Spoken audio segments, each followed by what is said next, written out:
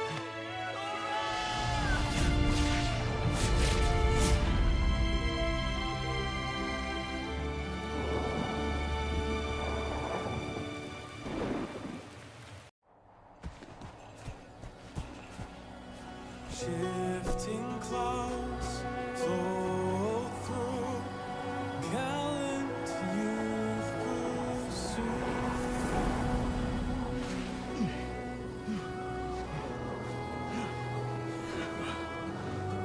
We've been searching for days, Sora. The shifting cloud is just ahead! Look!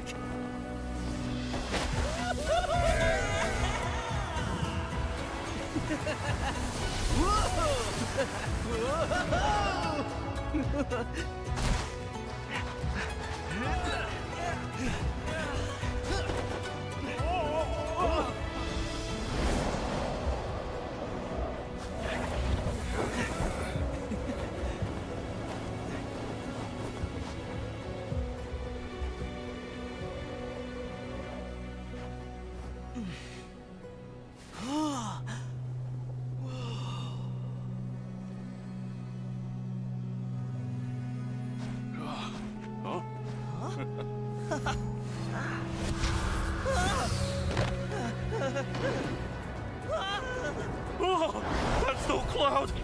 That's a sandstorm!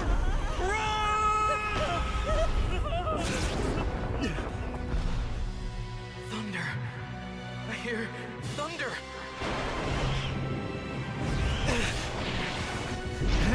It's here!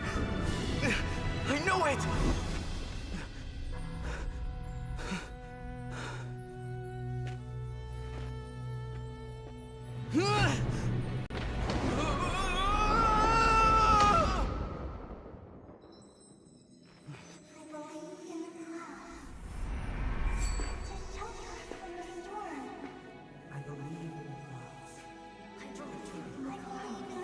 To return the long lost rain. I believe in the clouds. I believe in the clouds. To awaken the sleeping desert. I believe in the clouds. I believe in the clouds. I believe in the clouds!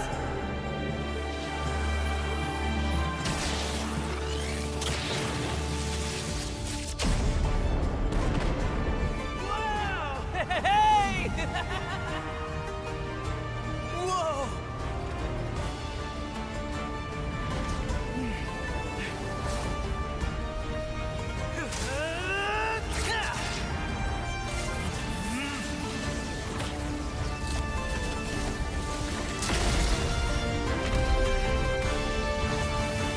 Shifting clouds flow through, gallant youth pursue, bringing rainfall and thunder down. Flowers seeds sprout strong, and ancient tree grows, spreading green.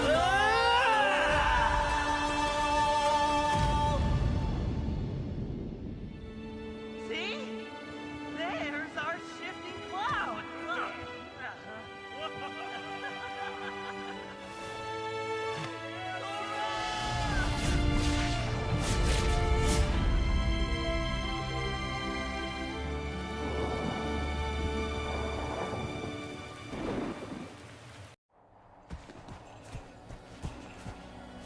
Shifting clouds flow through, gallant youth pursue.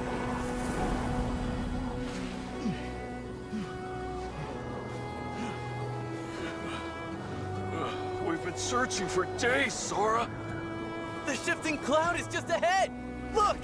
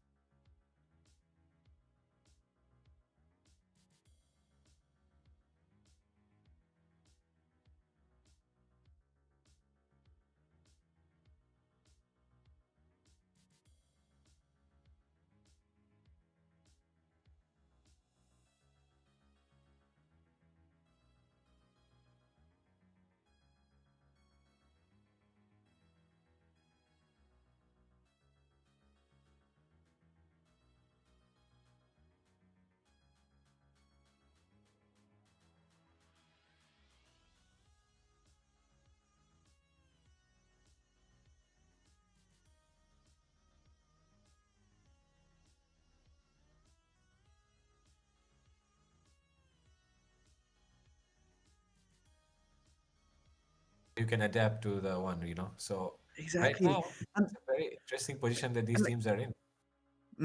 And Fredo, like the worst part is the I think this time the updates and the nerfs and buffs came in way too earlier, way too earlier than it has ever come as well.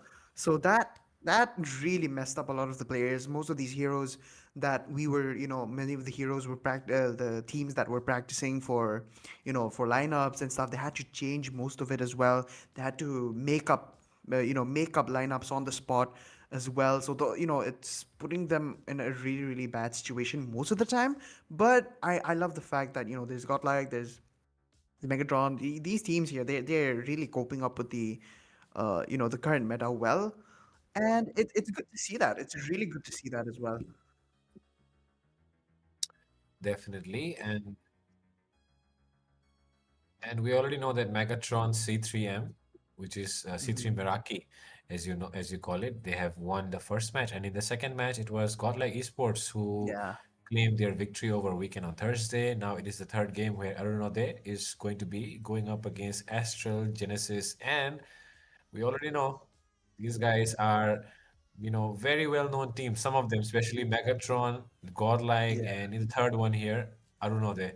These guys are very well-known teams, right? So they are clearly the Absolutely. favorites coming into the games, and the first two matches have shown us already that the results that were expected are definitely what happened. But in this third Yeah. match, are we going to expect, Arunode to win, or will there be an upset in this last one? Exactly, because oh man, the thing is, there's so many good teams out there that are just not known. That they have really really good coordination.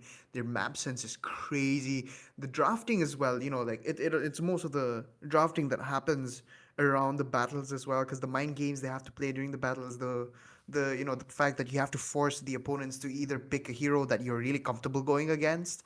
You have it's all of those things, and the fact that there are just some heroes which may not seem like meta, and then suddenly you're picking off heroes, and then we have another hero here that's going to complement at least two or three of the heroes in the current lineup that they've picked out. So drafts like that is what makes the game really interesting, I would say. And our teams like these mega Meraki 3 AC3, we got Godlike, and we have our the esports here doing the exact things that I just mentioned. So it makes it so a lot more scarier, to the point where if you think about it, they're not normal. Like that's how crazy it is. It's not normal the way they draft. It's very scary, dude. Definitely, man. I mean, if you talk about scary drafts, then not to forget that our Indian drafts have definitely made a headline internationally, where people have definitely questioned us about our hero choices. The meta that usually works out in Indian server is definitely Yeah. very, very different and very, very, I would say, new and exciting, I would say, Hmm. in some ways for the international audience. But hopefully that is not the case tonight, as I would definitely also like to say that, I mean, it's not always the best thing to keep following what other regions do. Different Yeah. regions can have different metas, and India's meta is definitely shaping up as these top teams just Yeah. keep playing. And Exactly. right now, we definitely need to take a look at the draft. We'll be jumping into it really soon, but I'm not really sure as well as to what to expect in this current patch, because after looking at Hmm. certain information of the patch, I do understand that Exactly. some of the roamers have definitely received quite a buff. Like the damage has Yeah. definitely been buffed on the roamers, so you have to be kind of careful of the roamers as well, as they might be Exactly. taking you down.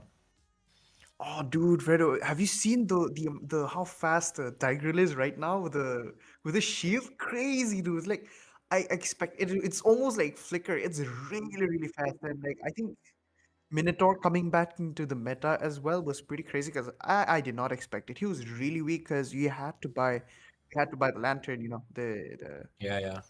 fishing thing, Flask of and Oasis. yes, the flask. Yes, I'm so sorry, my bad.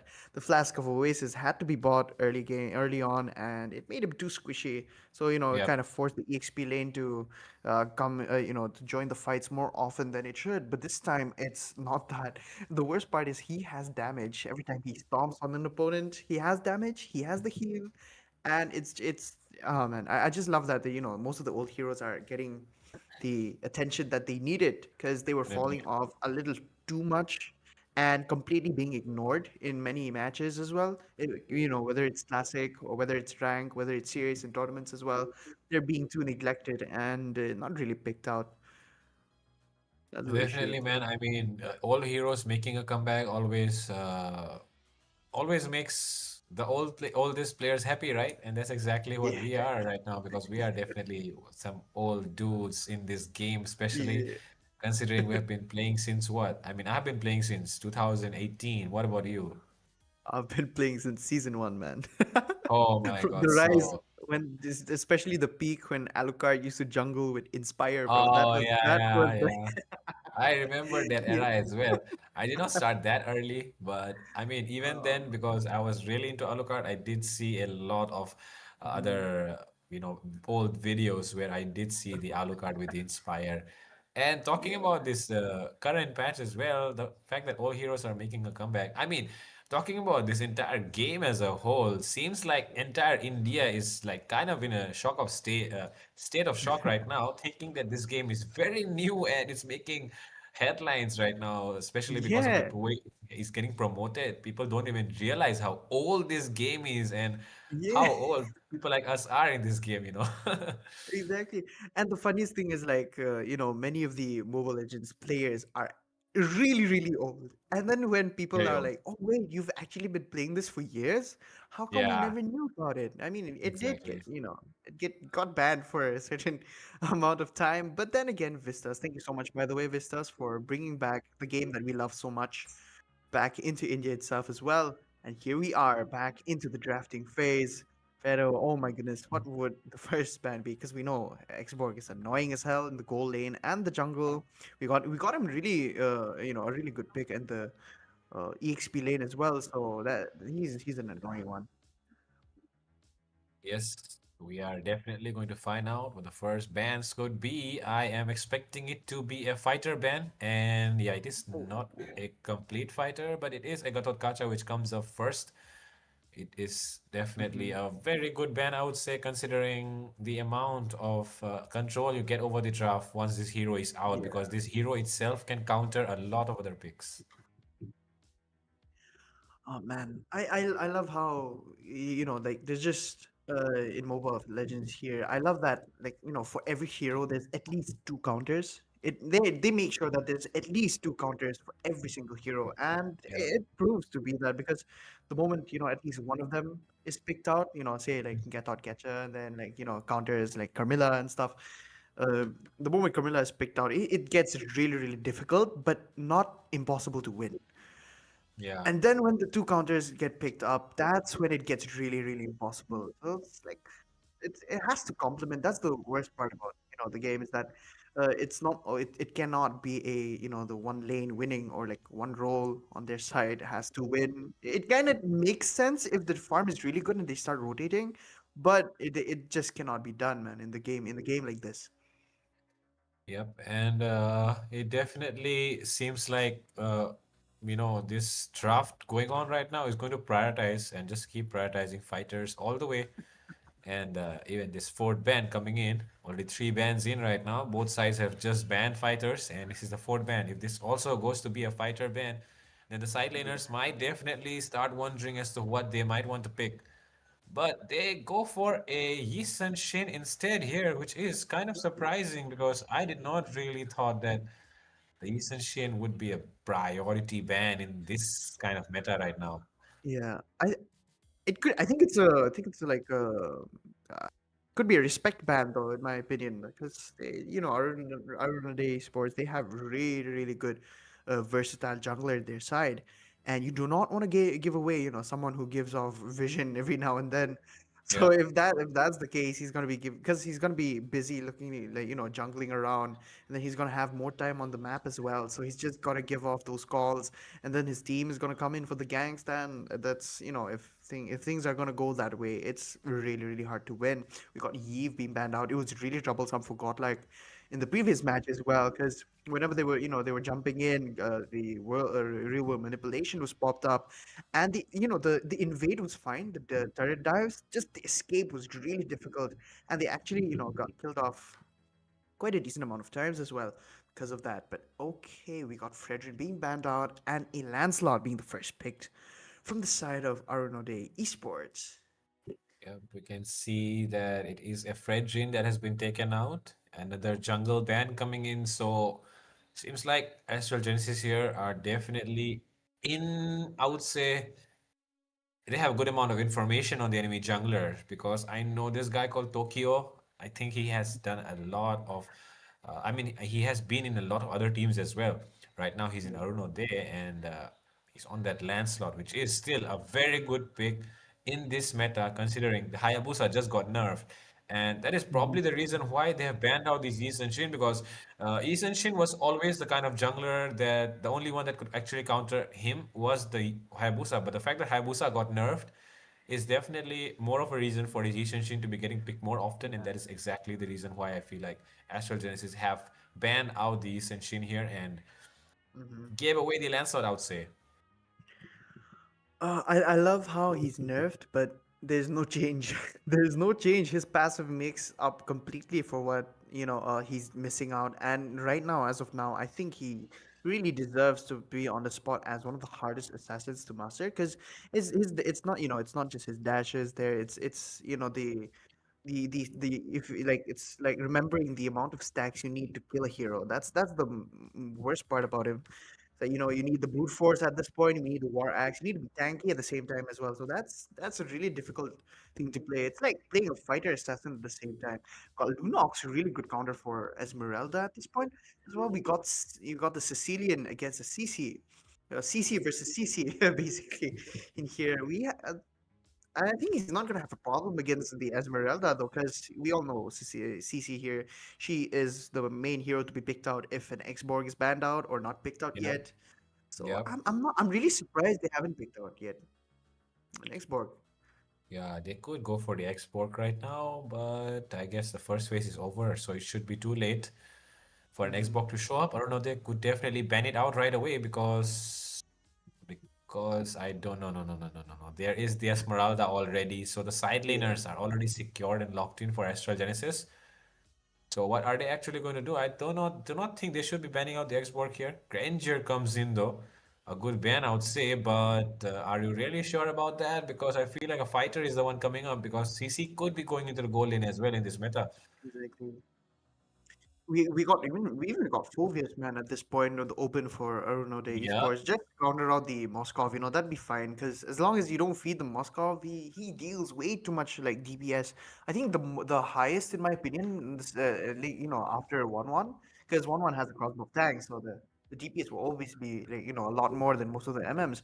But we got Moskov here, really really strong tank melter with the Trinity build as well. We got Grog yep. being banned out actually from the side of Aruna Day Esports. Let's go. And we're going to see a Grog ban coming in as well. Grog is definitely one of those roamers that is so annoying, right, to deal with. And the fact that you have a Lancelot right now is definitely another reason to be banning out the Grog. But now, when you talk about annoying, right, I do remember the Hilda is another of those annoying heroes, Yeah. especially for the assassin pick. So if they do not ban out the Hilda right now, Astro Genesis could have the option of picking up a Oh, Hilda, but are they going to do that? Kalia getting banned out instead, which I do not think should be a problem because I mean you have a Lancelot which can immune that Kalia with the second skill. You have a Lunox with the Brilliance. I don't really yeah. see the point of banning out the Kalia here.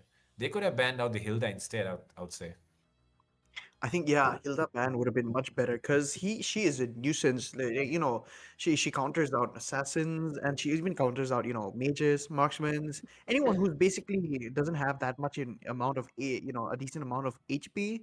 Like the total percentage, not the current HP they have, but Yep. like the total percentage. As long as anyone has enough. Low enough, she's just gonna mark that person, delete them, and then just run away as if that never happened and just keep on repeating that stuff. And we got Suyu being picked out, but against the Lunox, I'm not really sure. But let's see how it goes. Same thing here. Not really sure why Asuyu has gotten picked up here. But from the other side, I don't know, they'll be coming in with the response really soon. I am hoping they go for a I'm hoping they go for the Hilda here, or the Phobias, like you said, could be getting picked up as well. Yeah. But And it seems like they are mhm. not going for any of that.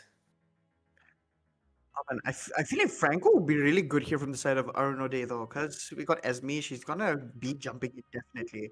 We have, we have the freeze as well, the winter truncheon. We have the freeze, so he's just Yeah. gonna be able to summon out the Esmeralda while making sure that he's immune from any CC that comes in. But we got Ruby, and we have Guinevere as well. So Ruby, I think Guinevere this time is gonna be the roam.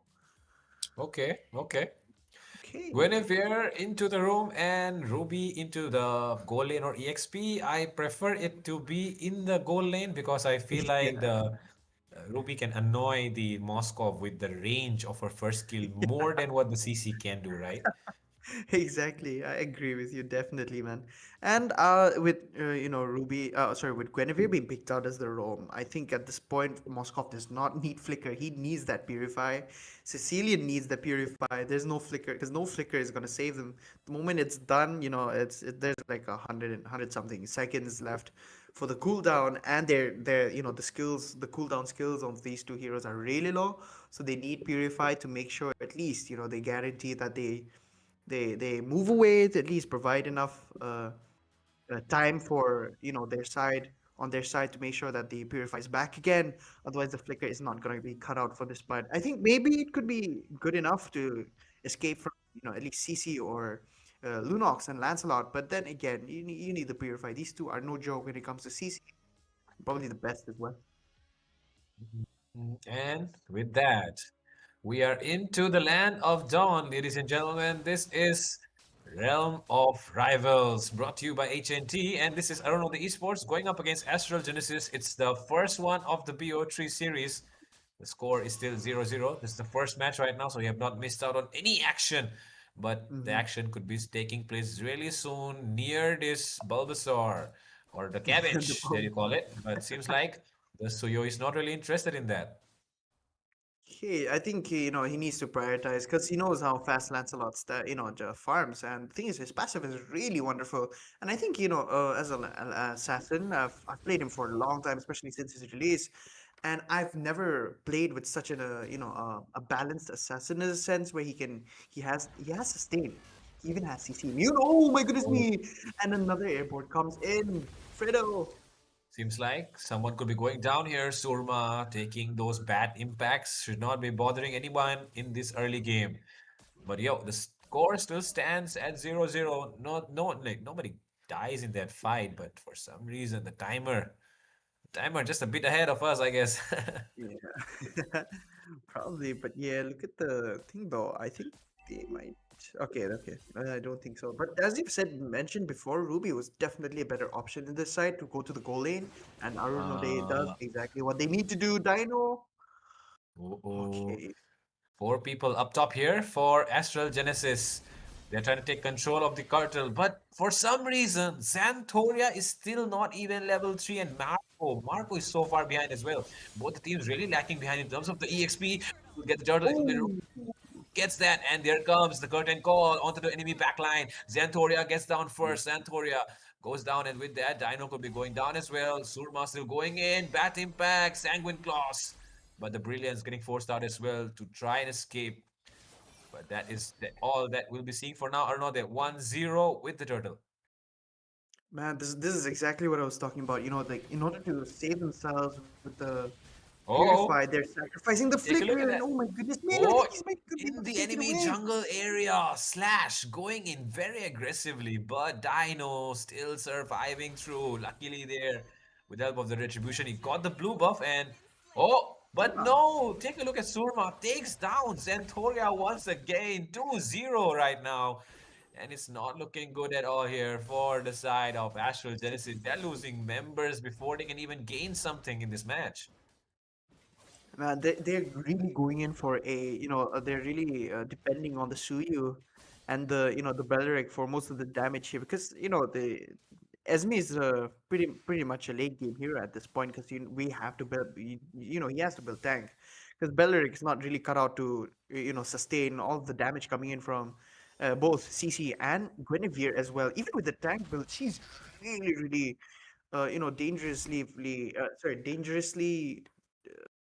provocative, along with the dealing huge ton of damage at the same time, because she's gonna keep on poking the goal lane, or Uh-huh. at least the mage, and forcing Yes. their purifiers up as well. And that's the thing I was just mentioning. For to sacrifice for the purify, they don't have any flicker, which means that the once the purify is over, they're just gonna get stunned over and over again, and it's not looking good here because they have a lot of CC on from the side of Arunode, and it seems like it could be pretty one-sided if it goes wrong. If the farming goes really wrong from the side of Astro.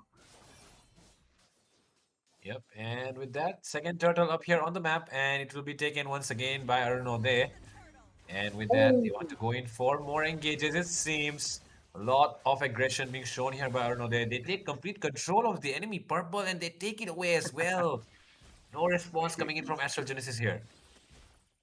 Oh, look at Oh, Roku. Roku, Roku is going in. 1v1, and take a look at that. Dino will fall inside his own tier 2. That is bad news here. Like I told you, Roku here is going to be a very, very annoying factor, and he's definitely being annoying right now. And oh, he wants to go in as Oh. well. It seems like Thornrose comes in as well. The taunt coming through with the Wrath of the Dryads, but not enough damage. But oh, the knockup comes through, and Tokyo takes one down. Slash gets away with another kill as well. And that is Arunode Esports styling on Astral Genesis in the first game. The score sits at 5-0, and Astral Genesis still wondering as to what can we do about this. Dude, Guinevere is such a problem here for there, because as long as she hits her first skill, she keeps getting the CC, and the Belleric was giving it away too much at that time as well. So Shoking here had used it up in the previous, and then the moment Guinevere jumped once again, there was no Purify to save himself, and just immediately gets wiped out there by at least Tokyo, along with Yep. Roku as well. He dealt a lot of damage the early, forcing out the Belleric to use up whatever he had left, and it worked out well. The flicker not really should have been picked out here, in my opinion, because the Vengeance would have done a lot more better. But there we have it. Oh, Dantoria. Oh my goodness, once again getting taken down. So much damage from this Lancelot. Roku gets a double. Surma in the backline. Killing spree comes up for this guy. And this guy has been nothing less than unstoppable. Since the first kill, he is the one controlling the tempo of the game. And that is exactly why Roku is well able to style right now. 3-0-1, 3-0-3. Look at those KDAs, man.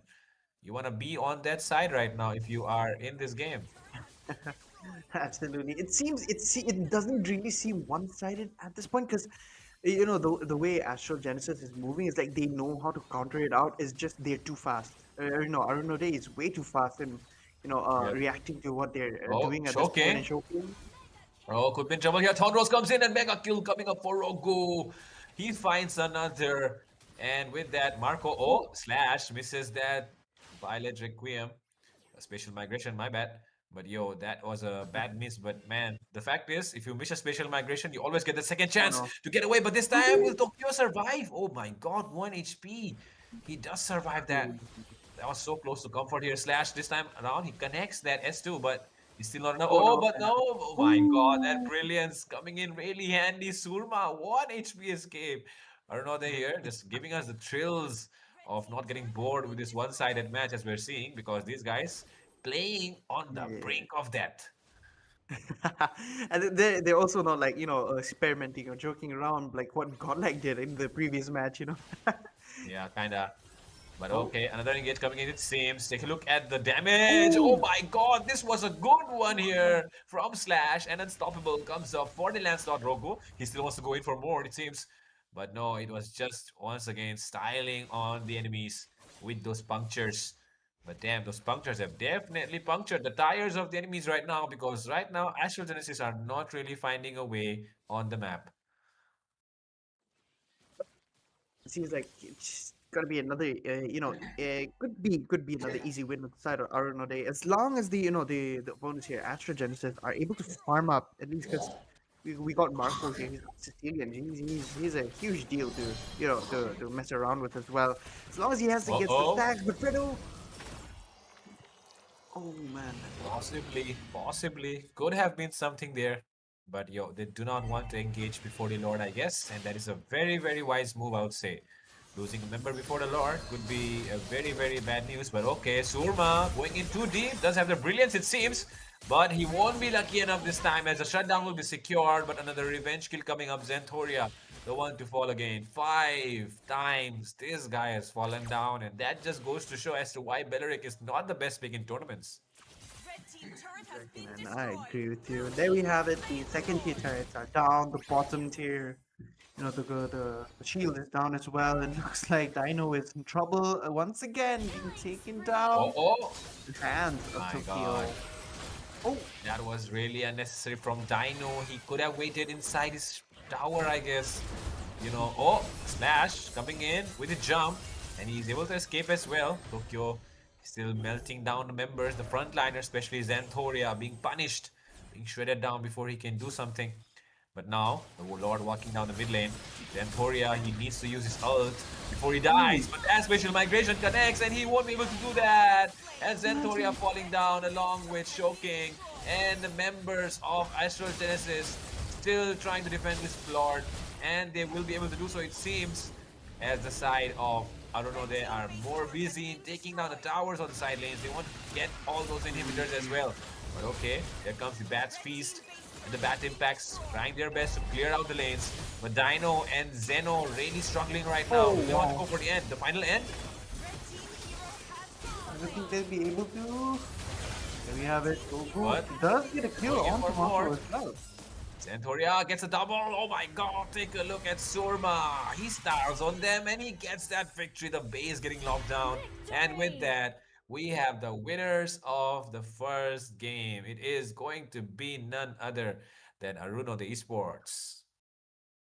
I I I was really surprised about the Guinevere, but it worked out so well because they knew that he needed someone to attack the backline because they had really strong backline, and in order to make them force their purifiers a little bit longer, they had two heroes actually to make sure that the purifier was spent up, and the fact that Ruby's cooldown is really low it's one of a one hit wonder for their side. But the fact that Purify was used up most of the time and Slash was enjoying a lot jumping in with the opponents. I really agree on that. Oh It's all man. right, I guess. It was just the first game. Just testing the waters right now, I guess, for the side of Astral Genesis. But Yeah. they do realize they do have I would say they do have understood as to what Arno Day is all about. So they have to be more careful coming into the next match because if they make the same kind of mistakes like they did in the last one, then Arno Day is just going to punish them harder this time. Exactly, I agree with you. And oh man, although it is 8-1-0 at this point, they still have a chance to make it up. You've said they're testing the waters. They want to know what Arno they can do. But man, that was a really good play coming in by Rogu, and I think he might get the MVP in my opinion. Though I think he's gonna get the MVP because he secured Rogo. he secured the turtles, he secured a lot of Yes. kills for the necessary kills as well, and a lot of really good assists coming up as well. And he made sure that the dives were really were good. The dash is coming in. He made sure that Yes. like Zeno was low, Marco was low as well, and even though he may have not killed, he got them pretty low to the point where they had to retreat. Otherwise, if, Mhm. the Guinevere is just going to jump and Purify is not going to purify all that the damage that she's dishing out, just the CC that she gives. And there we have it for the MVP, and there we have it. It's Roku. Yes, it is that guy, the rogue goo on the Lancelot. But gotta give credit to Surma as well. If you remember, the first couple of kills Yeah. that happened were definitely because Yeah. of the mid laner off the side of Aruno. There's Surma there was the one responsible for controlling the game until Rogue Goo was available for those ganks. And yeah, that's what the gameplay was from the side of Aruno, Mhm. giving a lot of pressure through the mid lane, especially with the help of that Lunox and the Yeah. Guinevere. And Guinevere, man, she was always creating the pressure into the enemy map as well. If you remember, after the first turtle, she was Mhm. already going into the enemy's blue buff and pressuring that Suyo, or like going in for a 3v1 inside the enemy jungle area, not really scared about what's going to happen. but the outcome was Yeah. definitely not something that I expected because she did survive and come out of that alive. But now we have the results screen on our display right now, and as you can see, the game time was really short. It did not even take us 12 minutes because that was one of the shortest and fastest game that I've seen. Exactly. And this is pretty good though. But I think God like beat us to that because they finished the match in 8 minutes. I think if not mistaken, the Oh, previous yeah. Actually, yeah. And this time though, I think Arunore could have ended before 10 minutes as well, but they were kind of taking their sweet time a little bit, just to making sure that purifiers were used up, and Belric didn't have his ultimate, and just trying to yep, get yep. it. And I think the last match, I mean the last one where these guys were like getting a lot of, they didn't even get a kill on their side. So that was crazy though, in my opinion, because it's really difficult not to die in that situation. In the final moment where you're gonna get the crystal, but I guess it worked out well on their side. It's just one kill away, but I hope they don't report him for feeding. That's all. Yeah, hopefully they do not do that. And man, gotta give respect to Xanthoria actually, because Xanthoria is definitely someone I feel like who could have done a lot better in the match, especially because he had the Beleric. I mean, okay, he was definitely facing a Lunox, but the thing is, in the early game, you do not really get shutted down that easily like he was. So Xanthoria, I think, could have done much better, and I do hope Xanthoria comes up with better picks in the next game because Beleric is not going to work against a team like Arunode at all because they know exactly what they're coming for when you pick up a Beleric. And the thing is, I do feel like Astral Genesis are probably thinking of picking up the Beleric so that the enemy does not pick it up for the Moskov or something, but that is a very, very outdated thing to be thinking about. I agree with that though, because like I didn't expect. I thought maybe they would have picked out the Hilda because she was open, Yeah, and I think Roguk would have had a little bit more trouble diving in because her dashes do disrupt the. Sorry, her second skill really does disrupt the dashes of Lance, yeah, and it would have worked out a lot better if they had a, say, not Moskov. I think maybe they could have had a better another goal laner. I think maybe Fovis would have been yeah. decent there, in my opinion. Exactly. I don't know, for some reason, teams still not really understanding as to what's the meta right now, which is a fighter goal lane basically. The goal laners do not really seem to be dealing enough damage and take a lot of time to get farmed. So that's probably the reason why a lot of times in a lot of matches, especially the ones in which you have the high level teams, they do not really prioritize going up for the goal laners like uh, they do not really prioritize going for the goal laners like the traditional goal laners. They go for fighters right now, and that is exactly what these teams need to do as well. Especially the side of Astro Genesis, as we already saw, they picked up the Moscow, they picked up the Beleric. I get the idea that you want to execute this match because you're probably looking for your comfort picks, right? But Yeah. comfort picks is not really the way to go when you're facing against teams like these, like Arunode, even Godlike, and many more teams. As an example, even C3 Meraki won't really spare you if you're picking these kind of heroes, which are not really supposed to be picked in tournaments. I Yeah, would say. exactly. And like the thing is, it's not just the opponents that will eat you up. It's the meta. The meta itself will just eat you up, man. And Yeah, many of the yeah. losses are like You you're have, losing a lot of matches. It's because you're not prioritizing on the meta. It's not always about a meta at the same time as well. So that's the thing I'm annoyed about because it depends on the person who's behind the screen. I think every hero is really strong. It's just the player behind it.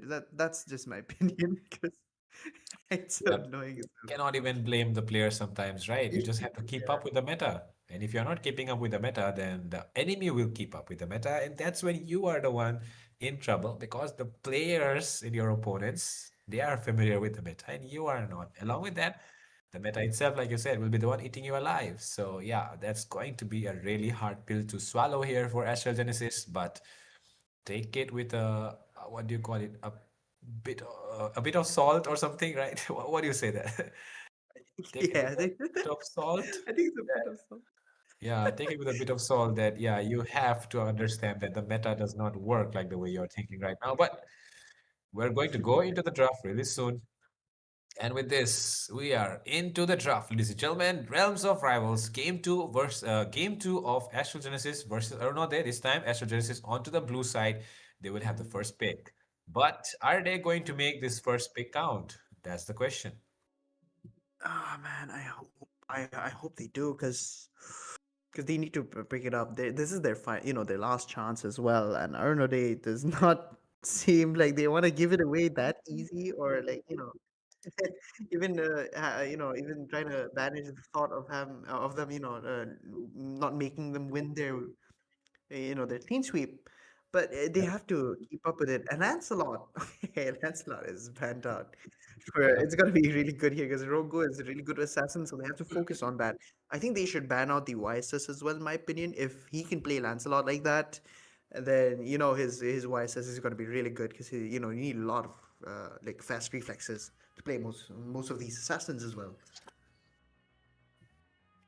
Definitely, man, you do not want to be facing the Lancelot once again after getting smothered with the blades of Mr. Lancelot here.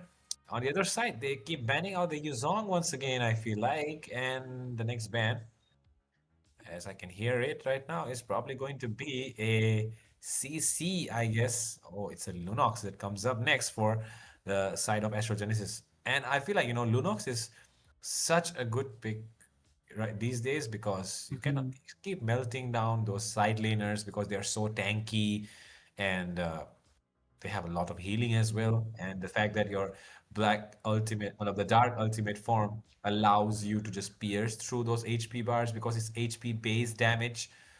And that's why, man, the Lancelot is such a value pick these days. But on the other hand, Yves as well, not to forget, one of the best controlling mages in the entire game, is also getting prioritized here. But man, what is the side of Astral Genesis doing right now? Are they banning out all the heroes of the last match? I'm not sure, man. I feel like I feel like they shouldn't give up. Yeah, they should I not really give feel like they up, shouldn't give but up because they're planning I the mean previous things that that's one happened way as to well. approach. Yeah. Oh, okay. That's Uranus one is of the okay, Uranus is Uranus ban coming up. That was really uncalled for, but like I was saying, Ricardo, I feel like this ban, the way they're approaching this match is something that I have never seen before, like banning out all the heroes that the enemy picked up in the last match. And the only ones that we're yeah. missing out right now is probably the Ruby and what was the other one? It's gonna be Ruby and Guinevere, man. Oh my God. If they ban out the Ruby and Guinevere in the second phase, then it's going to be absolute cinema. Oh my Absolutely, God. I agree. Oh my goodness. Roku going for the Okay. boss share. We have Esmeralda already in as Okay. well. Could be going That's to a the goal lane, could be going to the EXP lane. Either way, they have Marco as well, so he can go into the EXP lane, he can go into the yeah, goal yeah. lane. So that's Yeah. it's gonna be, I think. Oh, okay. This I Mhm. expect it to be extra. This time, some brain cells coming into use here, neuron activation mode for Astral Genesis. We're seeing Xborg show up, which is, I would definitely say, it's the best pick that you can take against the Baxia right now. And that's exactly what they've gone for. At the same time, they are continuing with this Sicilian, so they are probably confident in their mid laner to carry the matches if it prolongs into the late game, which is not the case these days because teams try to end it as soon as possible, right? Yeah, exactly, man. I agree with you there.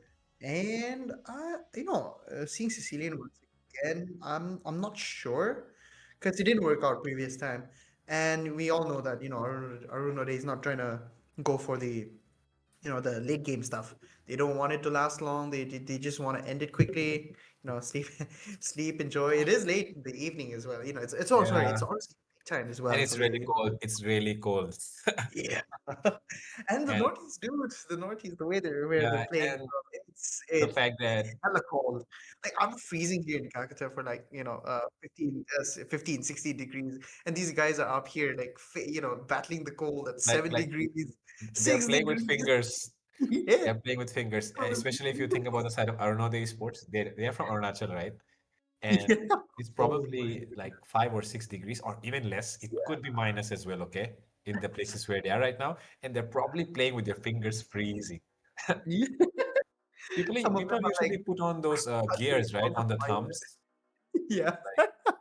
But I think they need it to be made of wool right now or something so that Yeah. their fingers don't freeze. I mean, as long when you're in the cold long enough, and we've been playing ML for a long time, so we just Yeah. find ways to play. And sometimes like our touch doesn't register in the screen, so we have to like Yeah, tap. yeah, yeah, yeah. Because your fingers, it seems like there's no blood in your fingers anymore, right? That's Oh man, crazy. that is crazy. Okay, once again, we're seeing Grok being banned out. I really love that. Grok is, he's very meta. I really hate him. I really love him when he's on our team, but I hate him when he's on the opponents. Yeah, yeah. That's Because, much better. That sounds much better. and yeah, oh, wait, we actually have Claude ban right now Oh from the my side of God. Astral. It, Okay, that's bad. That's it bad. could be, Oh my God, respect. that's bad. And once That's really again, bad. Oh my God, that is not the thing that you want to go for when you're having so many other options to go for actually. Mhm. But okay, at least they have not uh, literally banned out all the heroes that the enemies picked up in the last match, at least, okay? So it's still okay, I guess. It's still okay. But we're seeing a Moskov come up this time around for some reason on the sides of, I don't know, are they thinking like, you don't know how to play the Moskov, man. Let me show you or something. Oh, what? Okay, we see Moscow being picked out. I think they want to mess around a little bit this time for the side of Astral. They want to show that Moskov works out well. You just don't know how to use it. So I guess they're just trolling at this point. But man, I think I would love to see a Phobius from the side of Astral right now because they keep forgetting Phobius, man. Because like you Yeah. don't really need hero to go against specifically heroes who dash. He still works out great. He's really tanky. He has defense. He has damage, and he has skills that that can give you those dashes. And you can also rely on your team to give the CC or like the dashes to knock them around to the side and stuff like that. So I'm I really finding it weird. I agree that the Phobius is definitely a good pick, but the thing is, Ricardo, okay, I'm Ricardo right now and you're Fredo. Okay. Okay. Okay, that's weird. But anyways, what I'm saying is that I don't really want to use this word very often, especially while casting, but maybe, Mhm. okay, just maybe, there might be a hero pool issue as well, you know. You never know. Because players in India, they do not really have that huge of a hero pool, right? They probably Yeah. have just like 2 or 3 heroes, and sometimes if those heroes get banned, you're probably stuck with nothing. But anyways, we're seeing that a Minotaur has come up on the side of Astral Genesis, but the second hero does not show up, and that is kind of concerning. Hopefully, this is some hero. It is probably not a Natalia, right? Hopefully not a Natalia. But okay, Fanny here being showing up. That is going to be crazy. Okay, finally, we're going to see some action right now. Okay, let's see. Let's see how it goes. So I Okay. guess it's gonna be Rogu going for the Yeah, Rogu should be the and one it on the is like Fanny. I just realized that the names are same on both sides because I was not seeing Rogu anywhere. Okay, with that. Anyways, we are into the match, ladies and gentlemen, and into the goal lane. Some action already taking place here. Zeno trying to maybe just poke the side of Arno there. Okay, so that pick was actually a Leslie, and that is a good pick actually against the Moscow. yeah. And her burst is amazing, but look at Fasha though, her rotating all the way down. He knows that in every situation, Leslie wins most of the matches. But oh my goodness, Oh Misaki! my God. So aggressive, but they with punish here, and with that Dino gets the punish for that overextension and unnecessary engage, I would say, because Rogo, what are you doing inside tier 2 going for a roamer in the early game? I think early game is fine, but like he didn't secure an escape. He did secure the kill, he didn't escape. That could have been really beautiful for their side. But Need to make it work. Goku is now blueless. Blueless, yeah, He's exactly. the blues dinosaur now. He's But yeah, we but I mean, as I was saying, mentioning that time, Zeno, he's gonna have a lot of fun time, fighting against Moskov because she has the burst, she has damage, and then her first skill is really annoying because it's true damage again. There's no point buying, warrior boots. He just has to go with the attack speed or some extra HP, in my opinion, would be fine. Tokyo going in. Oh, some engage coming through here. Xanthoria could be in trouble once again, but he manages to escape using the Despair Storm. And this time around, Arunode once again in control, it seems, but no, that is not the case. Dino, look at that, Lapu Lapu into the backline. Surma could be getting taken down here, but Showking. Just one more blade. All he needed, but he could not find it. But double kill coming up for Rogu. He goes in for a triple, but once again, Rogu will fall. Dino takes him down. And that is a very, very bad news here. Because Zeno as well could be falling here. Slash comes in. And, one more hit. And that is it. The tire has done its job. It has hit down the marksman on the enemy side.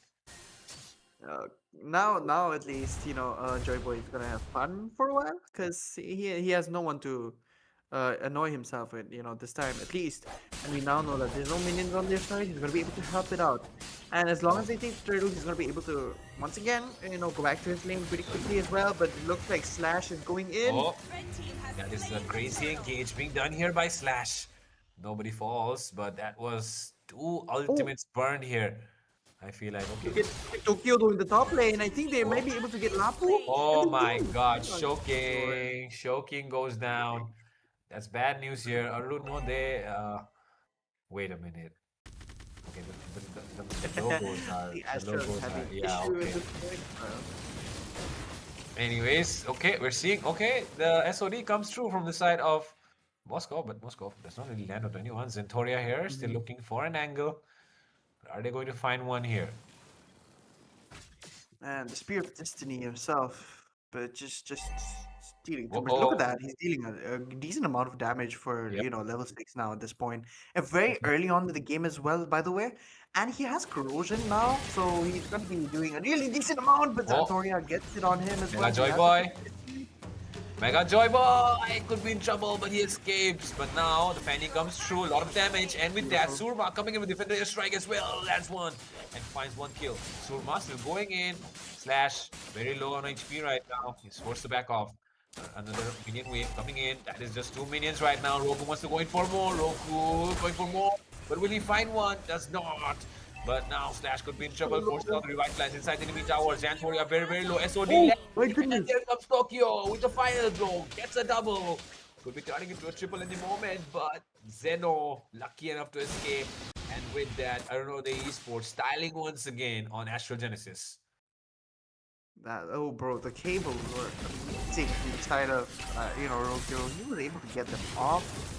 And he made sure he does a lot of damage, at least to the point where 2 or 3 people were taken down, and that's what you need as a fan. Maybe in assassin, you don't necessarily need to kill all the time. You just need to deal as much damage as possible, and make sure that your team is farmed up enough to do the objectives, and that's what they're doing. They're securing the objectives. He's also getting the kills. He has 4 kills already for before even the 4 minute mark even hit, and he's doing it exceptionally well. Tokyo looks like he might be in trouble. But man, that's an Esmeralda. What do you think about that? Esmeralda, not really a problem, right? Taking all those hits, but the thing is, I was completely wrong, brother. Yeah, you're completely wrong, man. That's an Esmeralda, so you do not need to be worried. The one who needs to be worried right now is that Minotaur, because that Thoria will get taken now once again. And what? Dino? What? What was that from Dino? I don't really understand the point of that last insanity there, because that was really uncalled for. I think that just they just want to make sure that they're safe. They do not want to die out around this time, especially as well. You need to farm up Oh, quickly and very, very quickly. I mean, man, look at Tokyo. Tokyo and Slash are just zoning out the enemies, and Roku here looking for something. Oh, choking. Wants to going for Surma and finds that shutdown kill. Choking here into the backlines, but now he could be the one in trouble instead as he is going. Oh, the stun as Choking still survives, but Tokyo dies into the backline. That's a very, very great comeback here from Astral Genesis. good. That was good actually from their side. And it although it's just although it's just 6 kills difference, that was so close. Rogyo so close to being taken down there by Zeno. Man, the damage is showing up finally, at least for for the side of Leslie, at least, because he has at least 600 to 700 damage, at least damage coming in, and I think that's more than enough because it's like 2 hits in, and half of most of the opponents here, except for the tank, is already all going down. He has Sky Piercer, and crit is almost coming up as well.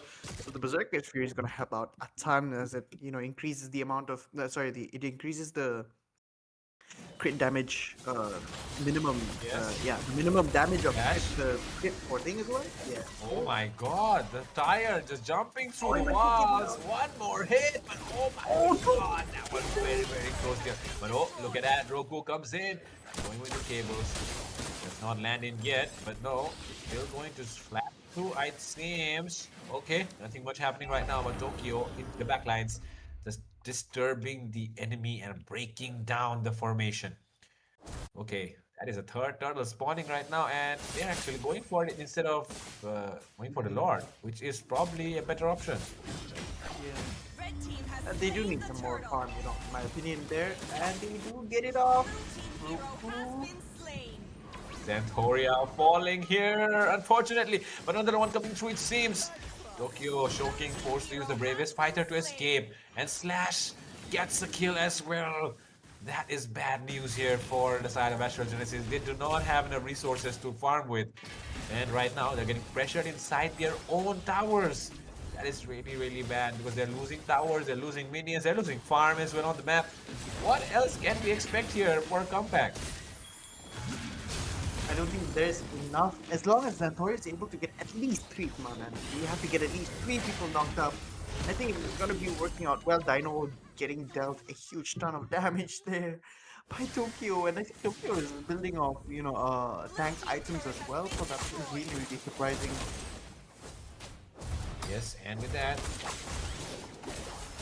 it's like Roku was going for a 1v1 with Choking. That should not be the case. Oh my god, last insanity slash overextension is smart. But now, another engage coming through. Tokyo going in. There comes the SOB Mega Joy Boy. Piercing through with the spears. Double kill comes into his name. He could go in for a triple right now. Will he go in though? He does not. Shurma still surviving. Choking in trouble here. 2v1, 3v1. Roku arrives as well. And Mega Joy Boy. But it's Rogo who gets the kill instead. And now Arunode are looking for the end. They could look for the end without the Lord actually, but are they going to do that? They could, honestly, in my opinion. They can end it pretty quickly at this point right now. They just need to get that, need to push that, the shield. The golden shield is really big for Lord, so they need to take them out as soon as possible as well. And now that, the bot lane is secured for their side, there's the Lord Room come marching down there. Tokyo looks like he's in trouble, but, no, I'm sorry, it's actually Dino here. Crazy. Yep. That is not Tokyo, that is Dino for you. Okay, finally, we are getting the Lord, but let's see. The bottom tier, but the bottom inhibitor actually already down before the Lord event comes up. So, man, that is bad news here once again, as I was saying. Okay, though. A lot of overextension happening on the side of Arno. They're not really getting punished for it. That's the bad thing, Because I feel like if the enemy is overextending, you should try and harass them. You should try and punish them. Oh, but the one punishment that we are looking for here could be Surma. But Surma flies away with the wings by wings. Tokyo as well escapes. No punishment here for that overextension from the side of Astral Genesis. And that is bad. I mean, I keep saying bad all the time, but man, I'm saying bad because it's bad. Why are they not able to punish these enemies? Oh man, I think they want to finish off again this time because they do need Lord. They're pretty tanky right now because it is mid game. It's 10 minutes and the farms are it's like 11,000 farm difference, but I think they can do some. Sorry, yeah, sorry, no, sorry. I think that's like almost, yeah, it's around 11,000 difference. Now it's 12,000 difference. I think we can do something about it. It's just they need to find out the perfect timing for it. I know looking top on. Oh my god, take a look at Rogo, the styling. But will he survive? He does not. He falls down to the end of Temptoria. But oh my god, feather strike from Suma, landing on their heads like missiles. 3-3 comes up. Oh. Double kills for Mega Joy Boy. Only one member alive, the Show King. The Show King will be getting taken down as well by Suma. And with that, it is Arnode Esports who secure the second game and take this best of 3 series. Yeah, that was actually really that was actually really fast fight there in my opinion. But they were, at least they took down Rogu Thor there. I felt really bad. They just couldn't get the kills that they needed, and it's just Roku. You know, he was diving in. He did what he needed to do. He got the damage in, and even though he died, you know, his teammates were up there to kind of follow up on their side. So they're doing a pretty good job in my opinion. So, and it was a really clean, unsurprised, very not surprising, clean sweep from the side of Arnold Esports. Definitely, it's a very disheartening defeat here for the side of Yeah, Astral Genesis. But man, hopefully they come back stronger next time. But I it's a agree. night. It's a very great night here for Arnode. They have just secured this win and moved on to the next round. And things are going to Hmm. get tougher from now on because you already know the teams that played before. It's not even the easiest teams here because man, Godlike is here as well. There is C3 Meraki, Megatron, and now we have Arnode as well as the winners. So I mean, the clear favorites have been the clear favorites and they have won the matches tonight.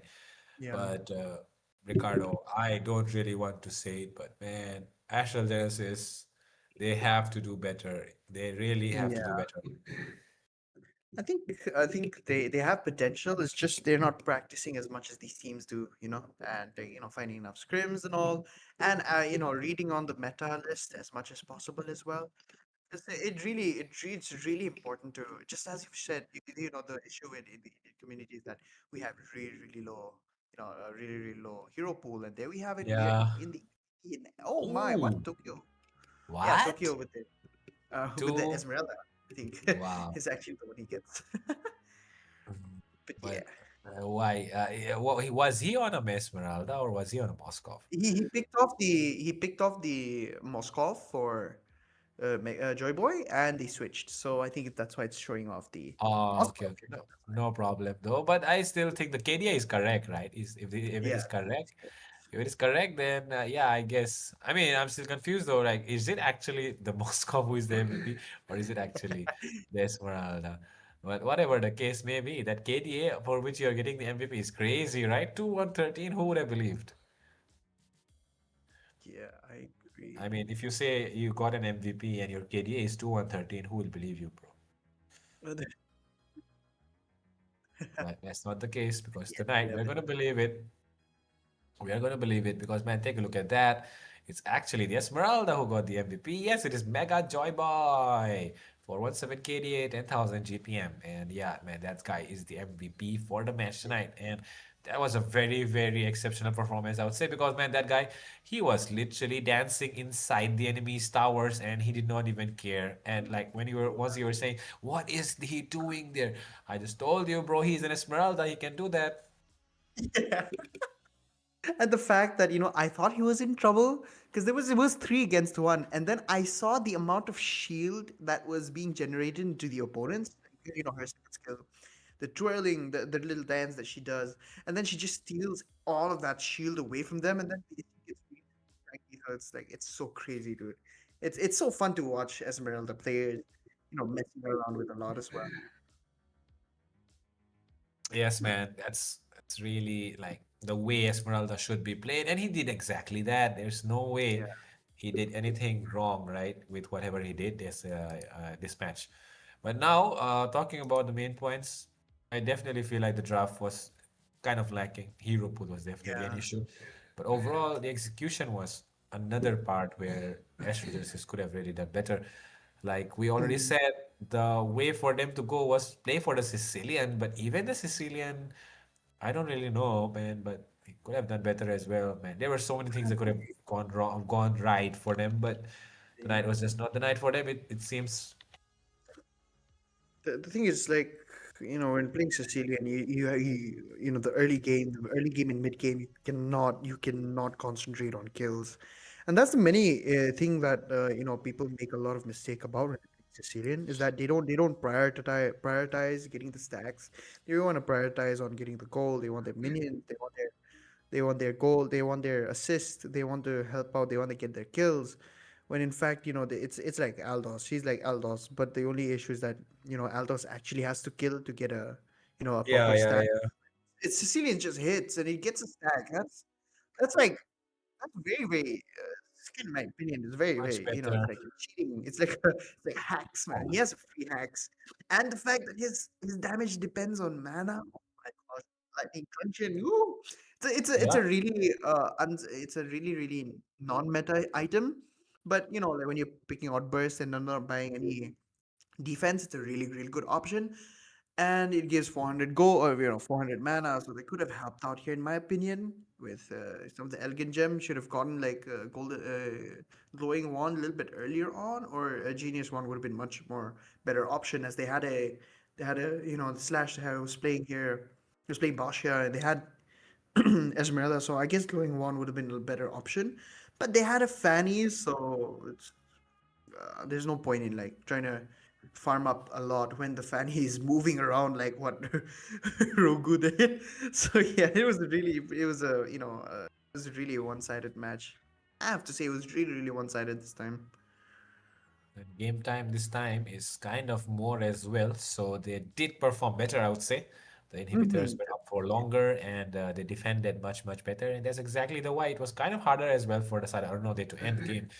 But with Hmm. that, we have come to the end of tonight's matches, ladies and gentlemen. We have already been through three matches tonight, three BO3s, very, very highly contested ones.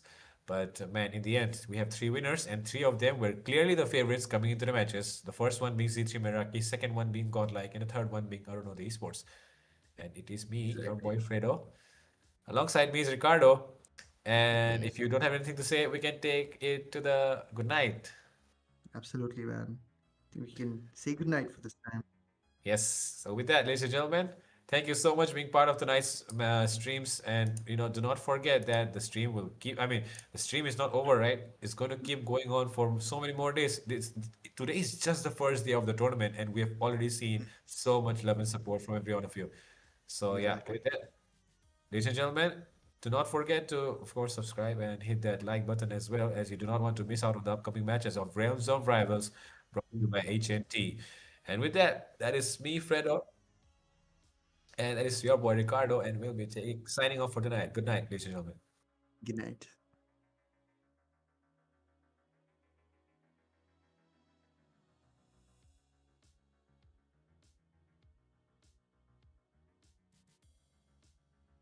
All right.